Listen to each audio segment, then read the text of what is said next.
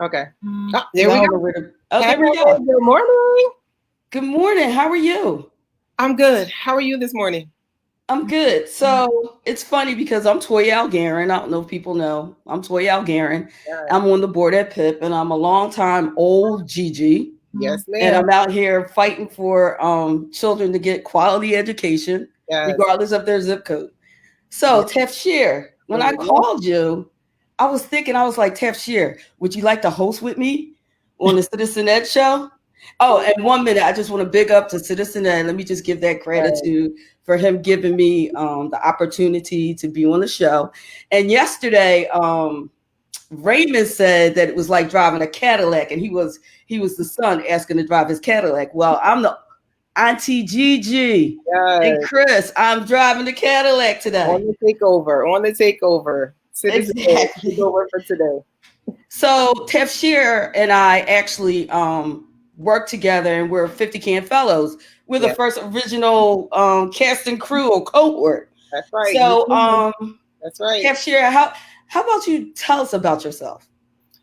Uh, so where do I start? Right. I mean, I wear so many hats, and every time I get asked this question, I'm always like, okay, where am I at? Like, where am I at today? It's funny when I go to meetings and things. Sometimes people are like, who are you here with today? Like, who are you from? Where are you from today? So a little bit about me. I'm a native Norker, proud New Jerseyan, lifelong New Jerseyan, proud of my city, always put on for my city. Go North, go Brick City. I'm a mom of 3 adult children. Thank God. Thank God. I am the grandma of 3 babies, a 6-year-old, a 6-year-old, a 3-year-old, 4-year-old, and a 2-year-old. They're probably going to. Girl, I'll stop counting too. They're going to kill me for that one. I am an advocate, an activist, and an organizer here in the city of Newark. I'm also the CEO of Parent Impact, an organization that I started with one of my fellow good friends last year. We're so excited to have that going. I'm also a New Jersey delegate and on the regional council for the National Parents Union, which is something that just started in January, and I'm super, super excited about that. So basically, I'm a big mouth and a busybody in my city, and I'm always fighting for parents' rights. I'm always activating parents and getting parent voices out there to really make sure that parents are at the forefront of conversation in every conversation, because that's how we think about the impact that parents have, right? Like, parents impact everything that happens in the life. So that's me. That's the small bio, 30-second bio. Okay, thank you. So what I would like to do is tell the audience like what 50 Can's mission is. So their mission is to advocate at the local level for high quality education for all kids, regarding of their address. And I don't know how many times we've said that. Yes, we said that 100 times, huh? We did. I mean, and we say that in every conversation. So Tefshir, when we were asked to be a fellow, they asked us to come up with a project, right? Right. So I know my project was to create a cohort appearance across Philadelphia in the KIPP region where they could bond and create unity and power and serve the people, the families that we focus on in Philadelphia. So what was your project? So it was similar. It was to create parent advocate leaders in our schools and in our communities, and really change the way that schools interacted with parents. A lot of times, the schools only interact with parents when they want something done, right? It wasn't a conversation about parents being empowered or like Chris likes to say, in power, right? We're trying to figure out a way to have more parents be engaged and involved in their kids' schools, and then even out in the community. In the city of Newark, we did have some organizations that were doing that and that were doing it, well. But we have a lot of people in the city, and a lot of times parents weren't being engaged or even activated to be advocates for their children. So that was what my project was about, to really start to engage and activate more parents to be involved, empowered, engaged in their kids' schools. And it's still something I'm doing today. It's still the same thing I'm doing today. Yeah, of course it is. Me too. That's exactly right. That's exactly right. I mean, it never stops, does it? It never stops. So, what were some of the obstacles that stood in your way, and how did you ever overcome those obstacles? So some of the first obstacles came because at the beginning of our project, we had to do a listening tour, which I think was the best part of the project, to really be able to go around to community organizations, to go to school boards, to get involved, to show up for parent meetings at schools and really listen to what the parents were saying, some of the problems they were having at the schools, and really help them find solutions to some of their problems. So that was the best part, the like 3-month listening tour that we went on. So some of the first obstacles that I had at the schools were actually from the parents themselves. We have a lot of parents who are out here just trying to thrive and survive. They're working multiple jobs. They have to work. They don't have time to come to the schools. They don't have time to really think about the experience that their children are having at a school and think about their education. It's not at the forefront of their mind because they have things that they're thinking about. They're trying to survive and thrive and feed their families and pay their rent and things like that. So even having those conversations with those families, they were like, I love my children. I'm all for their education, but like I can't. I just don't have the capacity or time to come out to the school or really come and figure out what's happening at the school. So that was the first obstacle. The second obstacle was from parents who were able to come out to schools. They were very complacent. A lot of times parents get their kids in a great school. They're getting a good education. They're having a great experience. They're like, my kid is good, right? Like my kid is all right in this school. We all right. I don't really need to be engaged. I don't really need to be involved. But for those families, I always say there's something that you might be able to teach another parent about what you've learned, about advocacy that you've done for your child, right? So it's not just about making sure that your child is in a good space. It's making sure that all the kids are in a good space, or at least donating or dedicating some of your time to come out and help some other parents in some other way. So that was the second obstacle. And I think the third obstacle would have been the gatekeepers sometimes at the schools, right? At the schools themselves. A lot of times they have, they think about parent from a lens of coming to the school when there's an issue or rallying when there's an issue that needs to happen for the school, not thinking about the issues that the parents are having in their communities or the issues that the parents are having themselves that they want to rally around. So a lot of times there's almost like a gatekeeper mentality that parents can, they can come in and have that PTA meeting or have that PTO meeting, but they can't be talking about organizing, for something that's not school related, or they come in and they have that bake sale and do that fundraiser, but there's no real engagement happening, right? It's just, and again, we need bake sales and fundraisers, right? Organizations need money to be able to do things. But there was no real engagement happening. There was no real conversations about parents' rights. There was no real conversations about, parents who have children with disabilities, what their rights would be. And there was definitely not any conversation surrounding parents being in any type of leadership position, right? And on the board or just at the table making decisions when these decisions are being made.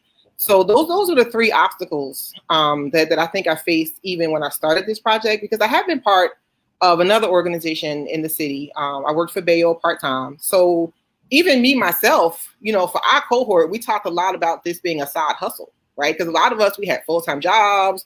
We still had kids who were in school. I had a part-time job. I had a husband. I had a family, and it was a lot. Mom. It was a side hustle. It was a lot to really get out there and really be out in the community, going to these meetings at night, staying up late, doing the work and things that we had to do. So do I feel like I've overcome some of those obstacles? A little. I mean, in certain spaces, yes. Is there a lot more work to be done? Yes. I don't feel like I've completely overcome some of those obstacles because we still have those things happening in our town. We still have parents who aren't, thinking about coming to the schools because they just don't have the capacity. We still have some parents that are complacent. And for some schools, we still have those gatekeepers. So I'm still out here. I'm still trying to fight the good fight and raise as many parent voices as possible and show them that they have power. So yeah, because I found it kind of difficult as well. And one of my obstacles was like just parents showing up. And the fact that you actually got to meet parents where they are. Yes. Because if you don't, it's difficult. And then you got to understand that. And sometimes we take what we could do and assume that other parents can do the same thing. And it's not like that whatsoever. So, I've been trying to visit all KIPP schools. So I did a little stint in East kids KIPP schools and tried to figure out who the lead parents are. And the other thing about this listening tour, when you listen, a lot of parents have a lot of things to say. It might not be always good things to say either. Right. And that's when you got to step back from what your agenda is and listen to what the school agenda is. Exactly. And that's one of the key things I found in 50K. And another key thing I found was to celebrate the small feats. Yes. Everything does not have to be, we're going to change the school board, we're going to do this, we're going to do that. You can't do that. And because when you set those goals, right, they got to be SMART goals. Right. And the biggest thing, it has to be achievable. That's right. That's right. And you got to be able to measure it. You know what I'm saying? Absolutely. And it has to be in a timely manner, right?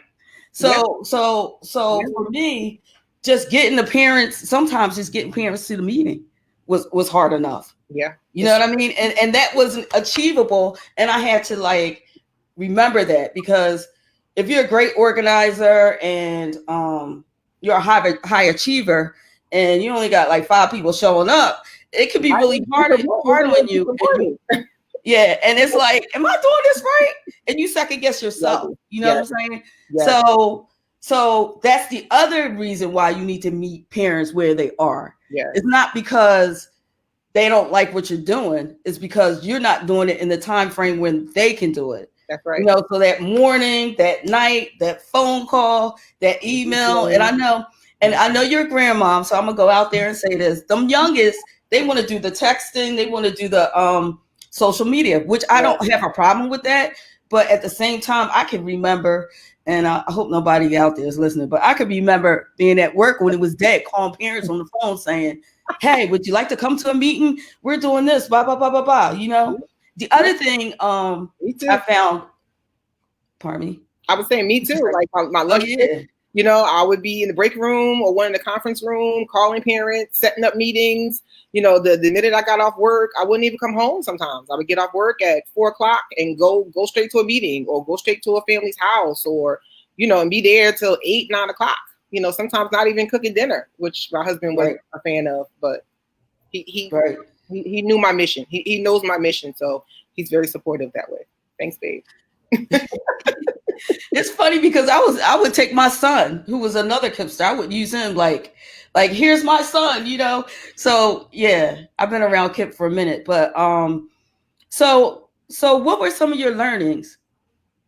Oh, so many things to learn from that from my project. The first thing was I can't do it alone, right? I used to like to be that one woman show out there with that voice and talking to everybody. I tried to engage, 40,000 parents in the city of Newark. So the first thing I learned that, especially building the organization Parent Impact that I build now. So I tried to do a lot of things alone with the Parent Activation Project, and I realized that I couldn't. There was a lot of back end things that had to be done. There was a lot of front end things that had to be done. So that was my first learning. Don't try and do this alone. I definitely needed a partner, and I definitely needed someone who was as dedicated to parent voices and making sure that parents are partners and leaders in their community. And that was the only way I could do this. Second was when we learned how to do the campaign through 50Can, they showed us how to do the education campaign. The second part is don't skip the steps, right? Don't, especially the planning of what your win is going to look like. And also who you need to have at the table with you. I was completely parent focused for a very long time when I first started into the foray of education advocacy and parent advocacy. I didn't think I needed lawmakers in the conversation. I didn't think I needed community members in the conversation. I'm like, we're parents, like we can do these things ourselves, and we can fight the good fight and do what we had to do. But that wasn't the case. I learned that you absolutely need to build a coalition of people to get things done, specifically things like passing policies and passing laws that affect kids. So, you know, I had to kind of humble myself and say, I need other people with me to do this, but not just other parents. I need other people who actually can move the needle along to make sure that parents have what they need. And third, I learned, just like you said, we always want 100, 200, 500 parents to show up for meetings and rallies and things that are happening, but I need a strong 10. You know, a strong, mighty group of 10 parent leaders, 10 parent advocates who are really in the fight, who are willing to learn about policy, who are willing to have the real conversations, and who are willing to raise their voices, especially in schools with the gatekeepers, right? To show up to those board meetings and really raise their voices and say, like, no, this is not right. And we need to change this, but really ones that are going to stick with you, that have, you know, match your energy for parent engagement, match your energy for making sure that parent voices are being heard. And that was a hard thing to do. You know, our project was like 4 years ago, and I now feel like I have a good 10, 15 parents that are really strong parent leaders, strong parent advocates, that are really in the fight, that are raising their voices a lot these days. Even we're talking about things like the opening. Our KIPP schools, we're doing community town halls. Tomorrow is actually our second one. So I have 3 of those strong parent leaders as panelists in that conversation. Like, this was something that wouldn't have been done a few years ago. You know, we had our school like PTOs, but those parents were kind of focused on the school specific. Like, these parents are thinking about the entire network, right? They're fighting for all 11 schools, all the families in all the schools. So definitely that mighty 10, right? That strong 10 to 15 groups of parents that can really lead the charge and be in it with you. That a lot of time goes a long way to building that 100, 200, 500 parents that you need when you want to do a larger rally. Yeah, and that's the difference between having leaders and mobilizing parents. Exactly. You know what I mean? And mobilizing. Exactly. And the thing that I learned as well was that listening tour is so important. The thing about the listening tour is it's just a conversation. That's it. And you would be very surprised, like, where you are and you start talking education. That's about that listening tour, right? Absolutely. You know, and that's every conversation. The other thing that I learned was sometimes you don't need a lot of parents. No. I'd rather have a good 10 parents. Yeah, that good core 10. Like that good core 10 to 500, you know, yeah. and this is for the audience as well. If they're trying to build parent leaders and stuff like that, the one thing you need to know, right? You need to know, first of all, when kids are in elementary school, those parents are going to be heavily involved, right? Yeah. Because they have to be. Yes. In middle school, parents will be involved, but they'll start letting go just a little bit. And in high school, parents are almost non-existent, and those parents would be your band leaders, your sports parents, and your senior parents. Those are the ones who really get involved. You need to, and that was a big learning for me, you know. So you need to pay attention to that. But I will say, in the time of COVID-19, the Rona, I'm sure all parents will be involved. And the thing about it, if you start planning these meetings and town halls, right? Listen, let them get what's on their chest off, right? Absolutely. Take great notes, right? Let it happen for maybe the first meeting or 30 minutes, and then move on and create solutions. Yes. Right? Absolutely. Absolutely. You got to create solutions. You do. Because parents will bitch, excuse my expression. Parents will bitch like all the time. And for me, Tafshir, I'll be honest with you, one of those parents that complains all the time, she might be a good leader. And you might want her on your side. Because she's going to keep you abreast of what's going on and keep you straight. You know, she's going to use her voice. She's not afraid to say the thing she said, right? I was on a call a few weeks ago with a parent group, and they were asking me, in this time of virtual, how do you continue to engage families in this time of virtual? And how do you know that you have families that are really going to be in the fight with you? It's different when we were out in the world. I did a lot of one-on-ones with people. We would, I drank a lot of tea and coffee, and we would have those one-on-one conversations. I met them at schools, but this is behind the screen, right? Like now we're behind the screen. And how do you know if what are some things that we can do when you're doing virtual organizing to make sure that the people that you're organizing are going to show up again, right? Are going to show up for that next meeting that you're going to have to continue to organize them. And two of the pieces of advice that I offered was, number one, give people something to do. Give them some type of task that they need to do before the next meeting, right? If you give someone a task to do, they do the task, and then they come back excited at the next meeting, that they're going to be in it with you. They're like, okay, I'm excited about this thing, that whatever small task it could be just calling 10 more parents. They come back to the next meeting. They're like, I did that task. I'm excited. Like, what's next? How do I continue to help this movement? And the second piece is if they bring other parents with them, right? If they're on the call, that first organizing call, and then they bring another person to the next call, and then they bring another person to the next call. So those are just two ways that even in this virtual world, you can determine whether someone's going to be in it with you to move this movement forward, or, if they're just coming to be nosy, or if they're just not really interested in trying to build this movement with you. So that's just two quick pieces of advice. And it's funny because I heard you say that you have your 10 core parents, and it's so funny, right? And you know what, girl? So we've been in this business, this for a minute, right? So check it out, right? For a minute, right? My parents are graduating, right? So I think the key also is if you have a full network from K to 12, right? You have those parents, and if they're going to stay in from K to 12, you have those parents stay involved all the way through.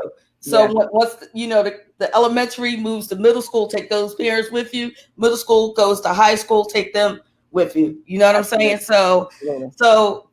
But I still have those key parents. Yeah, and they move through different levels, right? As they go along. Because at the beginning, like you said, kindergarten parents are the most excited because they come in, their baby's in new school. They're just like, I want to join the PTA. I want to join the PTO. I want to be like the class mom or dad. Like they are in it. They are really, really in it. But sometimes they don't have anyone to steer them in which direction they need to go when you're thinking about levels of parent engagement, involvement, engagement, and then empowerment. A lot of parents, they stay on that first level of involvement, and we need parents on every level. We need different parent voices. We need different ages, old parents, young parents. We just need everybody to be on some level when we're talking about working with families and really being a voice for families. So we need parents to be on that involvement level where they're coming to parent-teacher conferences, they're checking the kids' homework, they're reading to them at night.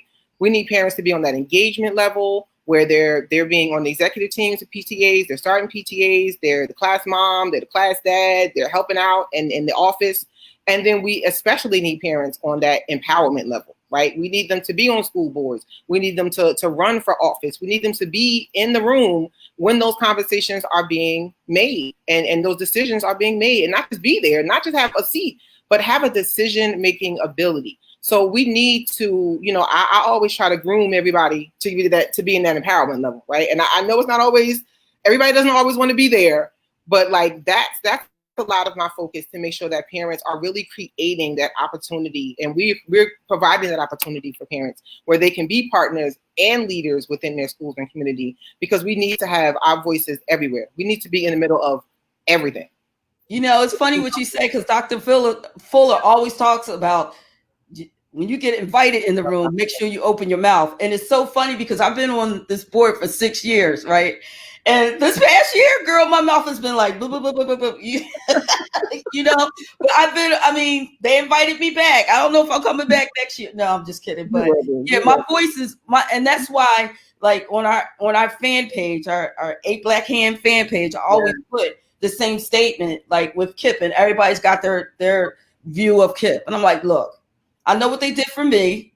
I'm on the board, so I can hold them accountable, right, and have them continue to keep that same education. Exactly. Right. There's always going to be issues. Right. Right. The key is to identify those issues, right, and to be able to pivot, right? That's and right. solve the issue with a sense of urgency. That's right. That's in a nonprofit organization or for-profit organization. Right. Because That's things change, environment changes, people change, all that changes. So it's a growing. It's like life. Life brings you changes. Look at us now. I'm surprised I don't have my mask on. You know what I mean? I'm just saying. I'm just the other thing is. So how do you think, and I know how many, you got about 5 minutes. Yeah, I'm going to wrap up, right? But I'm going to give you 5 minutes. I got one more question. Okay. Damn, I just forgot the question. Girl, I'm getting so old. Wait. So how do you sustain, what are your thoughts on sustaining your activism? It's tough. Some days you just, you want to give up, especially some days when you feel like, are you really making a difference, right? Is anybody like really growing from the things that you're saying, or do more parents feel empowered in these schools? This is hard work. A lot of times people don't understand the work of organizing, right? It's not that rally that you see at the end, right? It's not when somebody's on the megaphone and the 500 parents are there and they got their signs and their t-shirts, and like that's the culmination of months of work, months of one-on-one conversations, group conversations, and it's a lot of work to get people organized for just like that 2-hour rally. But what sustains me in this work, and what keeps me excited about this work, is seeing the parents that I work with, seeing them grow. Like I talked about the 3 parents who are on the parent panel, right? A lot of those conversations about even having that roundtable, those parents were part of that conversation. And we really pushed to make sure that our particular KIPP school in New Jersey was having these conversations, because we definitely didn't want to be left out of the planning. And it was us, it was our voices, just constantly beating the drum of we need to be in these conversations. We need to be part of these planning. We need to make sure that other families know what's going on. So like seeing those parents actually grow and move into those different levels of leadership, and then continuing to see where they're going to go from here, because they're really excited, they're really engaged. Mm-hmm. That makes me feel like the things that I do and me beating the drum for so long is doing something, is moving the movement forward. Is there a lot more to be done? Absolutely. Do I absolutely want to see more parents on the board? Absolutely. And also working with organizations like the National Parents Union, that gives me, seeing 200 organizations across the country coming together, seeing so many parents come together to fight for change and equality and equity that we need in our Black and Brown communities. That gets me out of bed in the morning. It's like getting up and knowing that I'm part of a movement, and knowing that lots more parents can be part of this national movement for parent change and parent voice to be the center of the conversation. That is like, I get up and I'm like, yes, like let's do this thing. Like, what can we do today? Like, how can we fight today? Like, what policy can we change today? So those things really continue to keep me motivated. And like I said, I've been doing this a long time. My oldest son is 30 years old. And for my particular advocacy for myself, it's nature and nurture for me. My mom was the first advocate that I ever saw in my life advocate for her children. She was always there. She was always at the PTA. She was always at our conferences. And a quick story about myself, I had my oldest son when I was 16. So the school that I went to a VOTEC, and it was for gifted and talented students. And I was in an accelerated computer program, and I was pregnant at 16. And the school called me in, the social worker called me in, she called my mom in, and she's like, we have this school for girls who are pregnant. We feel like she might be more comfortable there. Now, this school was not a great school. It was a failing school. And, I know if anybody who's known a teenager or a pregnant woman, we're not the nicest people to be around sometimes. Can you imagine like a school full of pregnant teenage girls, just like angry and just, so my mother politely declined for me to leave that school. And she said, no, my child is going to stay in this school. She started in this school and she's going to continue to stay in this school. Wow. So that was the first time she had to fight for me while I was pregnant. The second time was when they wouldn't allow me to go on school trips because they were going to insure me, but not my unborn child. So she had to fight for that. She had to like get like a lawyer in there. She was like, she has to go on these trips. She has to learn. She has to be part of her cohort of students. So like seeing her in that fight, seeing her fight for me like that, I knew that, you know, once I had my son and subsequently had my other two kids, that fighting for my kids was going to be my life. It was definitely nurture and nature. It's something that I had seen my entire life, and it was absolutely going to be something that I continued on to do for my own children. And then, you know, it kind of moved into other children, right? It's moved into me being, you know, to leadership positions and PTAs and councils and, you know, doing Girl Scouts and things like that. I moved into kind of like a leadership role with families. But it's always been my life. It's always going to be my life. Like I said, I don't have any kids in the system, but I have grandkids. And Right. I fight for all the kids. I fight for all the kids and every parent voice everywhere, especially in the city of Newark, because we need to raise our voices every day. I want to thank you so much for like just taking 30 minutes out of your day. Absolutely. Well, thank you for inviting me, and thank you. Yeah, we'll be on another show, I'm sure, somewhere in this virtual world of ours.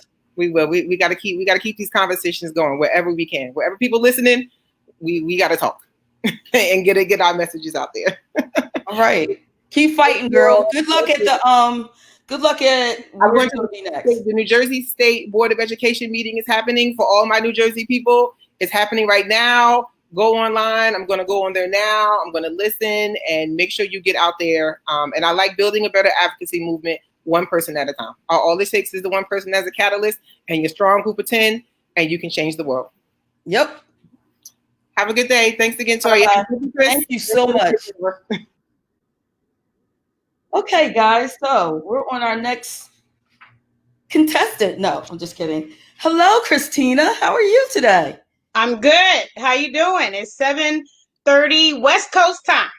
I know, and your hair looks fabulous. Thank you, thank you, thank you. You're welcome. So again, I'm hosting Chris's show. I'm the auntie in the Cadillac driver's seat. Hey, Auntie Gigi. That's right. So the thing I wanted to start off by reading your bio, because the last couple of weeks I've been on this journey, and it's the educational advocacy activism journey, and I've been looking at Citizen Ed, I've been looking at Zakia, I've been looking at Parents Union, and I've seen you on almost every show, right? And I'm like, who is this girl, right? So I started looking you up and was like, oh my goodness, impressive. And I was like, and then when I asked you to come on the show, I was like, bio, please. And then I was like, oh, no. She's going to read her own bio. Okay. That's what's going to happen today. So go ahead, hit it. Read your bio, girl. You know, I'm just going to say who I am. I'm always, you know, really honored, really humbled to help parents. You know what I mean? I come from a legacy of educators. My grandmother used to take me to work with her. She was an elementary school teacher, but she cared about the community. And I watched her, you know, stop on the side of the road to ask people if they had what they needed, you know? And so just humbled to be able to walk in such great footsteps. My name is Christina Laster. I used to be the education chair for the NAACP in Southwest Riverside County. I then also worked for the California Policy Center as their statewide community organizer. I am now a National Parents Union delegate and advisor. Also, I am the education chair for the Kern County Bakersfield. Shout out to Kern County Bakersfield. I love my parents there. They know I just always shout them out. MLK Community Initiative, and an advisor in so many other areas of education. More so, I am a proud Black Latina parent and grandparent. And so, you know, that is what is the fire in my bones. Okay, now. So, I got to shout out to the I have Black Latina kids as well, just to let you know. But I do. So tell me, why advocacy? Tell me how you got started. So I was the only Black kid in all of my classes, you know, and I share this story, you know, that I grew up in San Diego. I lived in southeastern San Diego. I caught the bus an hour and 15 minutes each way to the wealthy, affluent, white neighborhood of La Jolla, California.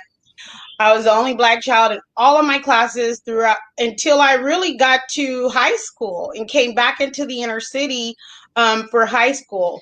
And so, the questions that were in me as a child was, why can't my friends come? When it was lunchtime and we had these wonderful meals and my friends would talk about their little raggedy lunches, why can't they just come eat lunch at my school?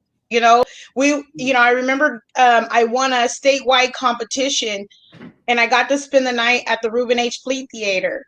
And I was like that token at the affluent, school. And they were so proud, like, oh, look at our Christina. She won the contest and statewide and she gets to come spend the night. But I'm thinking when I was there's space for more people, right? Why can't my friends and other people that I had dear in my heart be here spending the night and watching this movie in the Superdome and have just free range of working with the science things? And it though I was happy, there was always that bittersweet feeling. And so when I got to college, I went to the University of San Diego, a private Catholic university. Same thing. I was the only Black adult at that time in my class. And I looked around and I'm like, there's other seats here. I'm in the political science program. So I did pre-law for 4 years, then went on to get a master's in business administration. And the whole time that lingering question kept on arising. Where is everybody else? Why couldn't they get on that bus? Why aren't they at this Reuben H. Fleet Theater? Why aren't they in this spacious place, with marble floors and things like that? And it haunted me to hear the dichotomy between we hold these truths to be self-evident, that all men are created equal, and then sing the national Black anthem, God of our weary, and I'm thinking something's not right here, so seeing the disparities, but then also feeling the disparities. What I had decided to do, and I was working for the public education system, was to use what I learned and teach it to parents real quick, right? Ooh. So I want to teach you the legal authority that I learned in pre-law school. I want to teach you how to question the finances and the business practices, because you follow the money, you find out a lot. So I started taking that information and really fast tracking it to parents to put power in their hands, because you can have a grassroots, but without the legal authority, you really have a hard time. And what I found was parents were fighting, and they were fighting hard.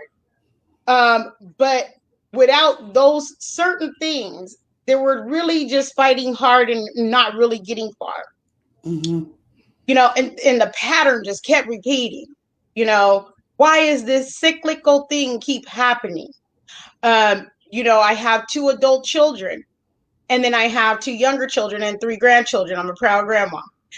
And I saw that even that big gap, there was still that same things happening. I said, enough, right? We got to change our behavior. And so that's why I really started to say, I could educate my own kids, and I'll teach other parents what that looks like. But at the same time, we will continue to battle if you want to keep your kid in a district-run school.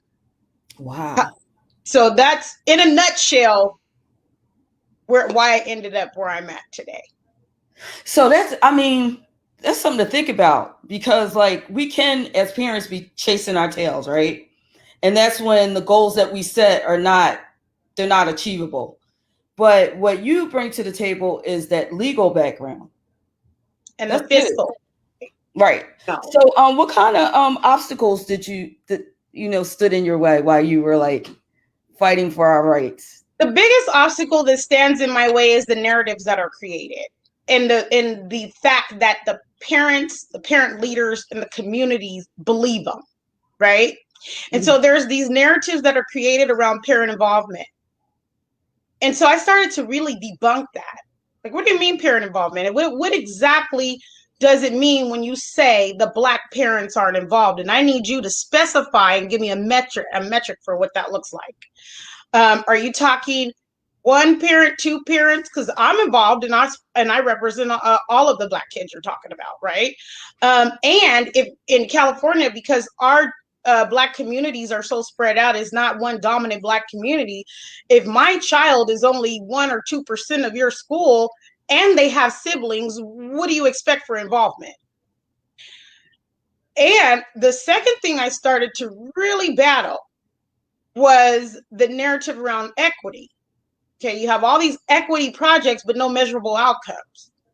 So if our children are average daily attending Black children are not being educated, and you're making us fight for equity funding to pay for some special programs, really, I'm challenging heart conditions. Do you want to teach them or not? Because no amount of dollars thrown at this will change the heart condition of the people that want to teach them or not. So what are the expectations when our children enter that class? And I don't want to hear we're waiting for a big mob of parents to show up to change this narrative, because the responsibility and the burden of proof is on you to show that you care about all kids. That has been a very big challenge. Me just telling Black educators the narrative has been false, telling Black parents to reject the narrative, and then also getting community leaders to understand the deficit has never been in us and our kids. The narratives that are created show that the deficit is in either us or our kids, and I reject that notion, because I know that I am a brilliant, beautiful Black person along with other brilliant, beautiful Black people and children. The deficit's not in us, but because y'all have the bad heart condition, the deficit is in you. And so what I'm willing and prepared to do is to say, let's pull back and pull our kids out till you fix your heart condition. So the funny thing is, if I was like more of a audience member right now, I would be saying preach or teach. Okay. So the audience, I want to tell you right now, you got to take out your pens and papers and get ready. Okay. Write down what my girl's saying, even if you have to go back and look at it again. So how did you overcome some like changing the obstacles? What did you do? So I want to share this. Like one example. Right. And I want to give one right now. And so one thing that I did, and I took off running, and I don't know if you guys can see this picture that I'm sharing. Can you see it? Nope. Oh, okay. So there it is. There it is. So this is me along with other Black parents that stood up for our children. And we protested at the state capitol saying, hands off of our quality public education options. We don't want our children trapped in your failing schools, okay? We want to be able to have the options to take our kids to a place who are welcoming to them and would love to educate them, since you don't want to. The data that you see on this board that says 68% of Black kids in California can't read or write, this was last year around July. And it's true. The system wants to trap my son in a failing school. And so the data that you see, let me tell you how it changed. We're in 2020. Last year, it was 68% Black kids couldn't read or write or grade level. They didn't test this year, of course, pandemic, whatever. Last time I checked the data, it was 67.5% Black kids couldn't read or write at grade level, right? State data, documented through the California Department of Education, right? It's criminal that they would document something like that. Now, and not fix it. Like, you're not document that 67% or 68% of our kids can't read or write, and 80% of our kids can't do math, and you're providing that information for public view, but you hold no accountability. Shame on the state of California. Okay. And then when I looked into the national averages for the report card of how Black students were doing across the nation, and I saw that, and I need you guys to catch this. Black children, according to the national data, have not progressed since the year 2000. They will wait us out. Okay. So my victories and my push is for sanctuary. sanctuary space for our children. People say, well, that's segregationist. No, it's not. There's de facto segregation at your school. Okay. I want our children to be able to thrive and not just barely survive. So that was one of the things that I did to make a public stance and say enough. And we're going to protect our kids, and we're going to do what is absolutely necessary. And if children need to be unsubscribed from the system in order to have effective, excellent education, so be it.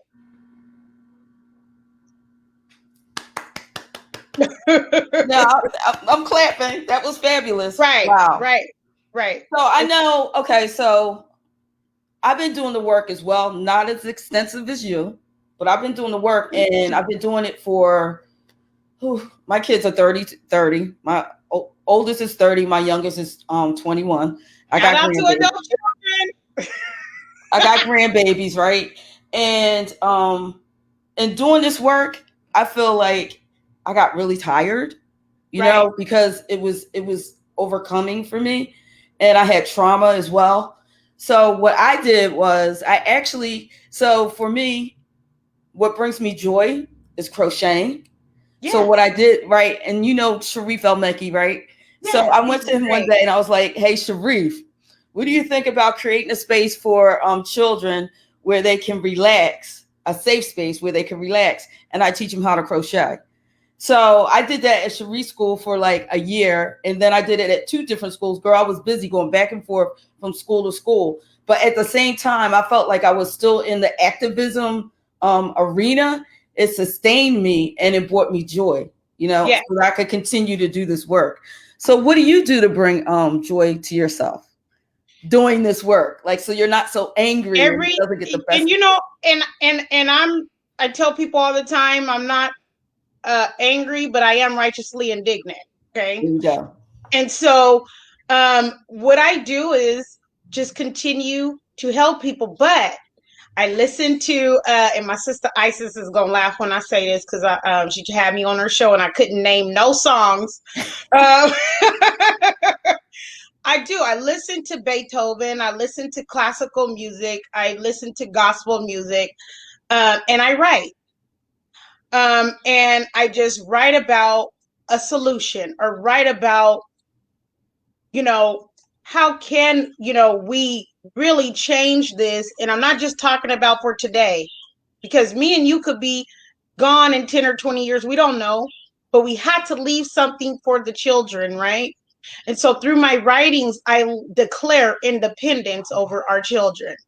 And that way they could go back and look and say, here, you know, look, I don't want to take control, but I'll be the GPS. You know what I mean? Here's how you're gonna get there. And I shared a document in I see my sister Isis laughing in the chat because she knows Isis, I got 5 right. Okay.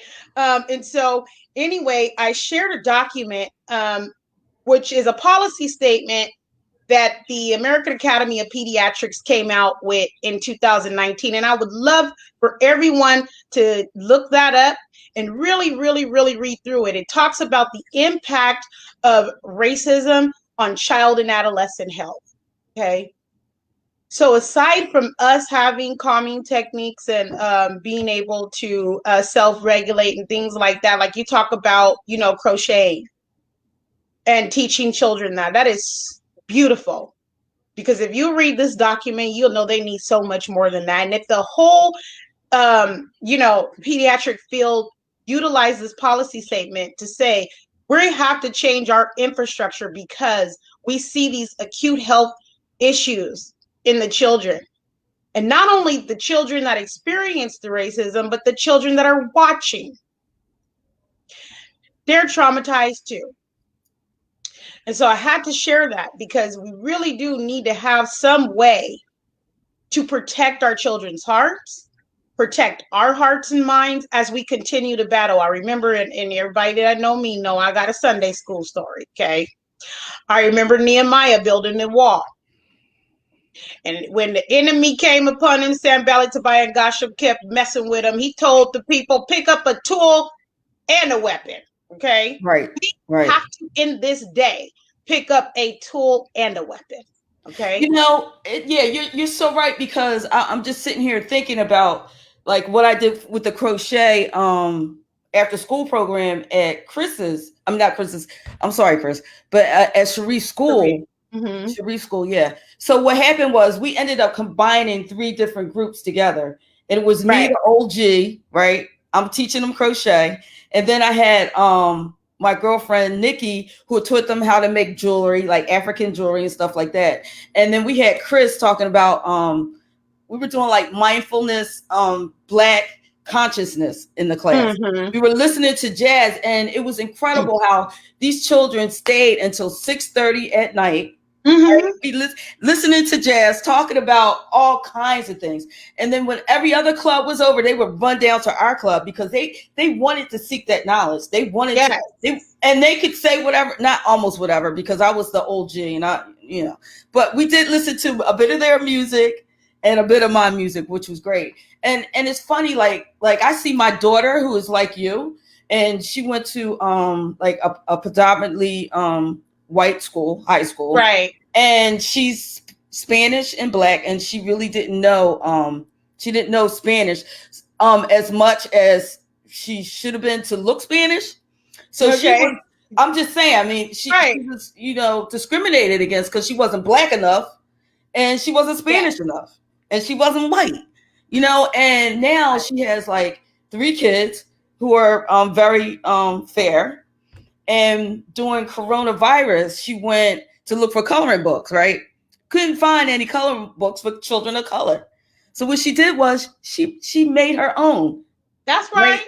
You know what I'm saying? She made her own, and now she's published and she's selling it. So I'm just saying, like we gotta take our culture back, right? Yes. And feel proud about who we are.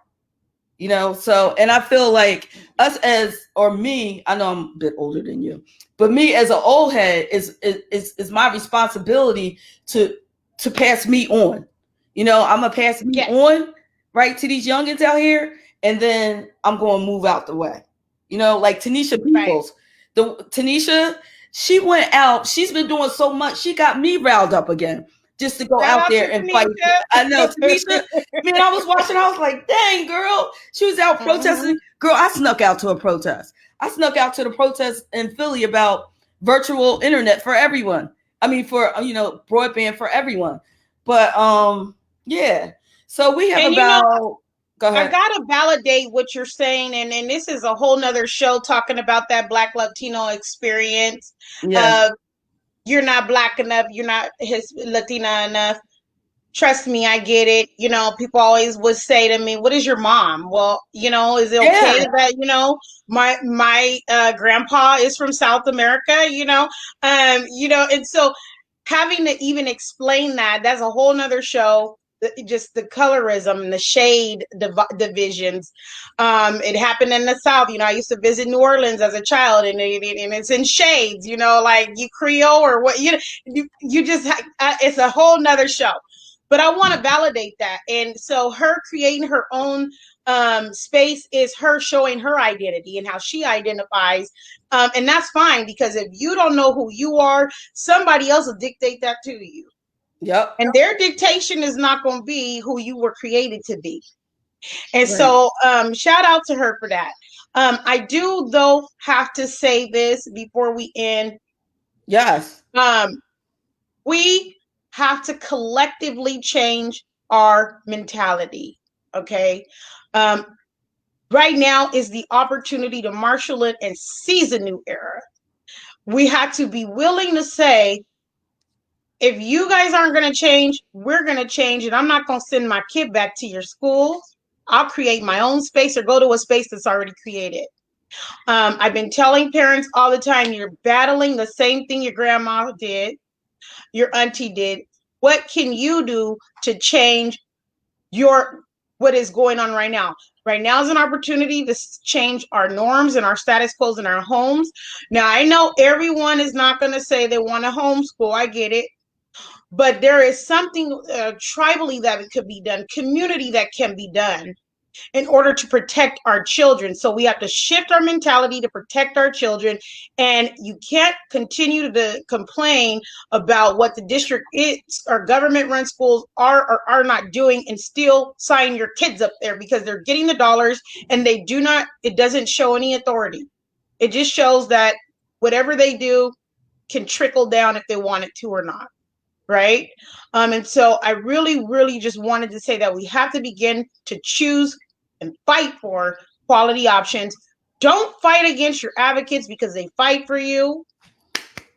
Don't fight. I've seen it happen where people want to battle their own advocates, not even knowing until a year later that we've been fighting for you. Right. Do not fight your advocates. We fight for you and we fight for your children.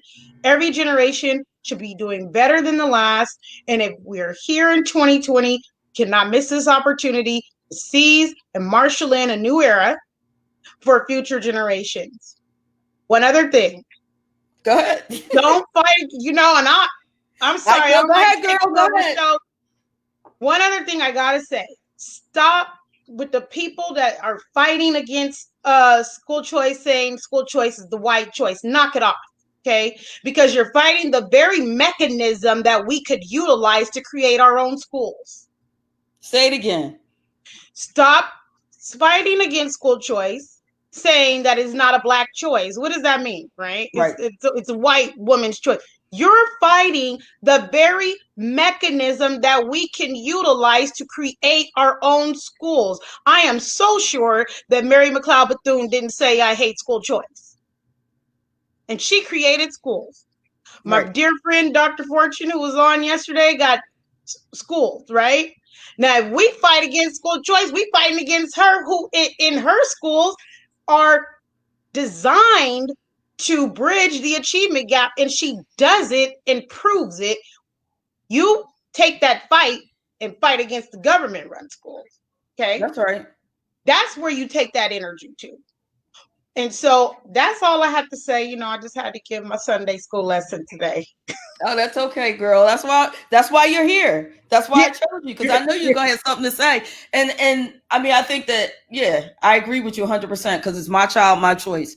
And I've been all over trying to say that. And I don't think there's anybody in this. And basically, for me, I just want a high quality school. I don't care if it's parochial, if it's public, or if it's charter.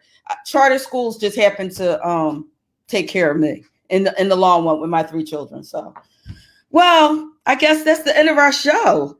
Yes. Shout out to, thank you so much, Toya, seriously.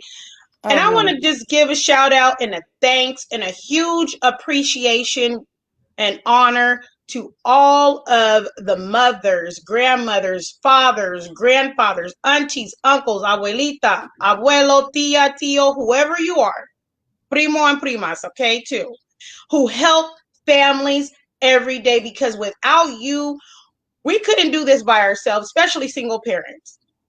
I know sometimes you get weary, but we need you. Grandmas and grandpas, y'all gonna have to come out of retirement. Okay. We need you. Our children need you. We need that collectivity. And so I just want to give you appreciation and thanks. But I also, want to continue to say, fathers, mothers, uncles, aunties, we need you. I just want to also give one shout out to the 8 Black Hands, right? I really do. I have to. I got to give that shout out because these brothers are all different and they come together and they totally support me. And that's why I started the fan page. But they're out here. These brothers are out here doing the work. Yeah. Every last one of them. They're out here doing the work and they're sharing their knowledge with us. So if you guys have, the people who are listening, if you haven't signed up for the 8 Black Hands, their Facebook page, just go to their Facebook page, find them and find me. I love the 8 Black Hands. Y'all need to have they back. They had my back. Episode 25. They had my back when I was going through it. Okay. Right. So you guys do, we need to support and embrace our brothers and really, really, really have their backs because they got our backs and they have our kids' backs. Shout out to 8 Black Hands.